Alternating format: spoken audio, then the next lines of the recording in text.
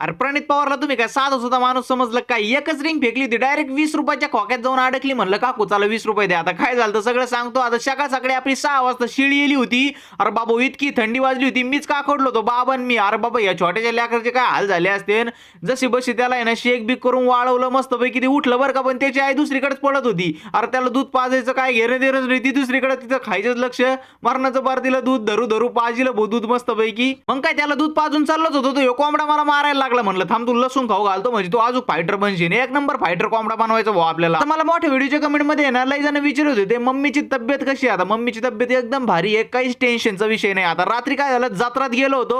अरे काल बी गेलो होतो, पण तेव्हा आम्हाला ह्यो गेम सापडलाच नाही भाऊ. त्या रिंगा फेकायच्या नसतात का? जसा बसा तो सापडला. प्रग्नेश नको नको करतोय, 20 रुपये दिले त्याला, ते 4 रिंगा घेतल्या, 3 रिंगा अशाच गेल्या व्हायला. शेवटची रिंग ते लागली. परत म्हणलं आता 20 रुपये जिंकलो होतो, म्हणलं काकू परत आम्हाला 4 रिंग द्या. 4 रिंग फेकल्या, त्या सगळ्याच व्हायला गेल्या. प्रग्नेश म्हणतो दादा एकदाच